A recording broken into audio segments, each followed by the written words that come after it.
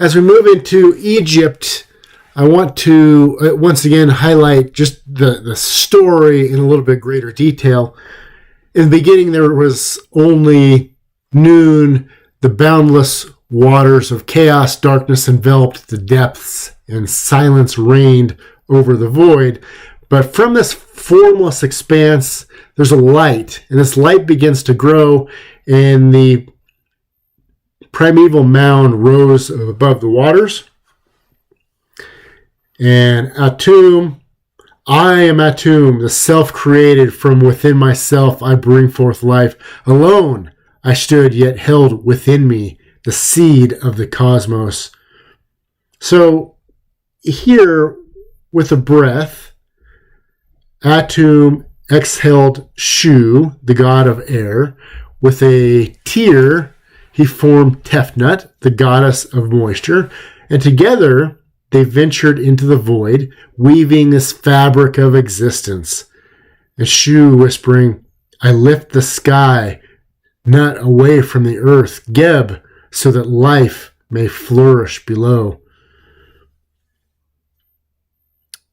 From the union of Geb and Nut came the gods and goddesses, the stars, the rivers, and the lands of Egypt, and Atum gazed upon his creation, declaring it harmonious and eternal.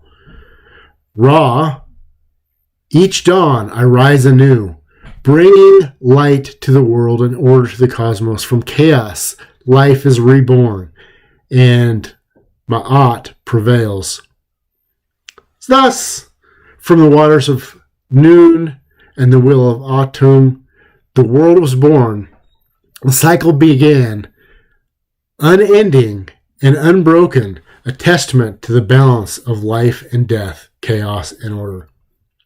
So we see the Egyptian creation myths is central to ancient Egyptian cosmology, is deeply symbolic and reflects the natural rhythms of the Nile River and the cyclical nature of life and death.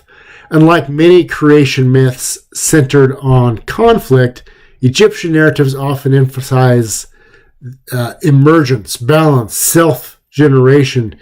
These myths highlight the interconnectedness of the divine. The natural world and human society. At the heart of Egyptian creation stories is the primeval mound, which rises from the chaotic waters of noon. The creator god Atum, representing completeness and self-sufficiency, emerges from this mound. In one version of the myth, Atum creates the first deities, Shu or air and Tefnut, moisture or water, through an act of self-generation. Shu and Tefnut give birth to Geb and Nut, the earth and the sky, forming the foundational elements of the cosmos. In other versions, the sun god Ra plays a central role, emerging daily from the mound, symbolizing the cycle of rebirth and renewal.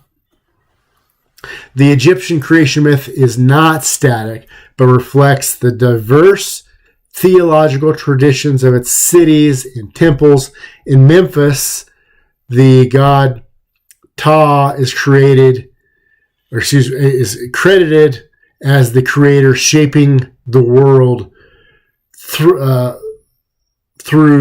thought and word, similar to spoken acts of creation in Genesis.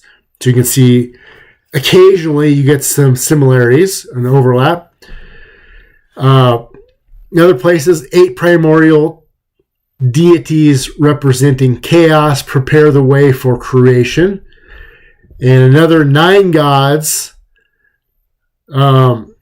descended from Atum form the core pantheon. This is probably the most common. We'll get into that in the next section or next lecture on these various ancient pantheons.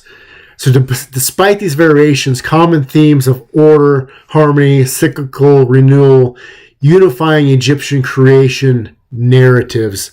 We get some insights from texts such as the pyramid texts, coffin texts, Book of the Dead. They offer these further elaborations on these myths. Pyramid texts describe creation as an ongoing process, emphasizing the king's role in maintaining order, or ma'at.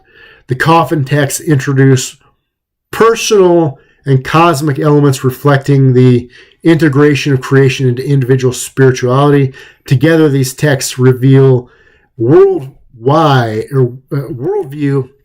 in which creation is not a singular event, but a continuous dynamic act.